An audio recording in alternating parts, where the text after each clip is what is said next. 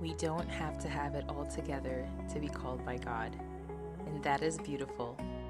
You're listening to The Well Within, a podcast for sensitive souls who are choosing faith, courage, and authenticity every single day, even when it's messy. I'm your host, Sosa, and together we're having real conversations about trusting God with our whole selves, our hearts, our hopes, and our dreams. So let's go deeper right now.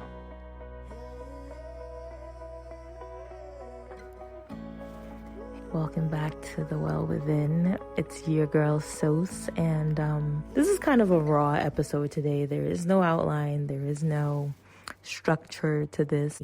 I'm taking an early night. I usually work until about 10 o'clock in the evening, but it's pretty early in the evening today, and I just figured I'd just lay in bed and relax a bit. But I had some thoughts, and I figured, why not? Let me just grab my mic and record and ramble a bit. But one thing that I have been thinking through is this idea that I can't just hide from God. I can't hide. I've tried it. I've tried it with everything. I've tried to do it on my own. I have tried so hard, but there are just some things that you can't hide from God. In fact, you can't hide anything from God. Okay? And one thing I love about God is that no matter where you are in life, no matter what choices you have made, no matter what situation you find yourself in, He is the God that loves you and redirects you into the path that He has set for you. And this is such a powerful move of love, because there are people in our lives who give up on us when we take a different path or we take a different course. There are people who are close to us that may abandon us because we have shifted our lives or shifted our perspective on different things. But this love of God is so pure that even when we go in our own way, even when we shift in our own way, even when we move in our own way, He still redirects our paths and brings us back. And there might be some times where we feel like, yeah, you know what, I prayed about it. And maybe in a rush, maybe in a haste, we just went ahead and did what we did without really waiting on the voice of God. And He still redirects our paths. He still puts us back. And how do you know this? Because sometimes when you think that you're going to face the consequences of your choice, that even in the middle of those consequences, you still feel God's love. God still comes through for you in the middle of the consequences. That's how I know that the love of God is so powerful. And I'm not saying this so that you can take advantage of the love of God, but I want you to be aware that if you are sitting right now in the middle of some certain mistakes or some certain battles or some certain regrets, that God is still faithful and He still has the ability to redirect your path and still has the ability to put you on the path towards fulfilling His purpose. He will take what the enemy meant for evil. He will take the mistakes that you made. He will take the decisions that were a little wonky, a little weird, and He will turn it around for your good. And I wholeheartedly believe that because I am a living, breathing, walking testimony of the goodness of God in my life, regardless of the crazy mistakes that I've made, the crazy choices I've made in my life. But somehow I end up at the feet of Jesus. Somehow I end up in the bosom of the Holy Spirit. And somehow, for whatever reason, I'm still hearing the voice of God. And God is still coming through for me.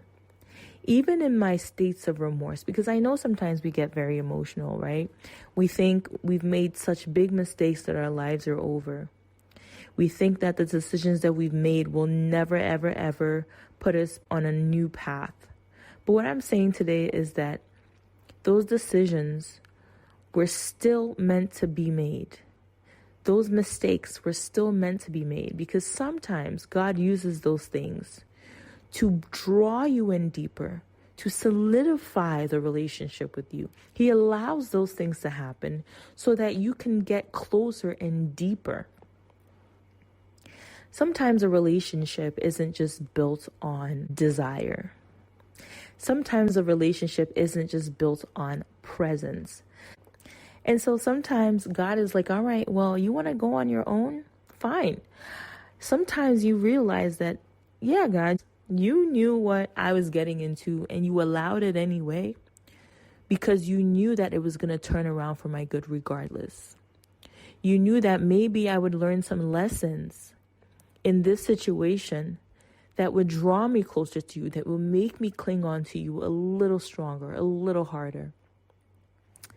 And so today I just want to encourage you that if you're in a season where you feel like you've made a mistake, you feel like you've screwed up, you feel like you can't get that life back, that God has a bigger, better, greater, and more awesome plan for you. Just keep trusting. Just keep believing that He is going to come through. And so here are some ways that you can redirect back to Him as He is redirecting your path. The first thing you're going to do is pull God in this very moment. Don't wait for the perfect time. Don't wait for the perfect moment. Don't wait for the perfect season to say, hey, God, you know what? Yes, I screwed up. I messed up. But right here, right now, I'm giving it to you. Sometimes I feel like, especially if you are a woman entrepreneur, you feel like you have to put it in your schedule. And God's like, no, you could be in the bathroom and talk to God and say, hey, God, listen, I need your help. Intervene. I don't know what I'm doing. You could be in the middle of traffic saying, hey, God, you know what? I need you right now. There is no perfect time to include God in your plans, to include God in the next moments of your life. Secondly, I want you to learn how to forgive yourself. Because what happens is when we don't forgive ourselves, we start to operate and walk in doubt. We start to walk in a lack of confidence because we feel like our next steps are always going to be shaky. But when you forgive yourself, you give yourself the confidence to move forward regardless of what you have done, regardless of where you have had setbacks. It is in forgiveness that we find confidence. In the forgiveness of Christ that we find confidence, and in the forgiveness of ourselves that we find confidence. So maybe this is the chance for you to reconnect with God.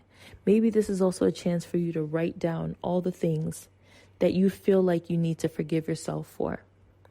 This is where we face ourselves and take accountability and say, you know what? That wasn't God, that was me.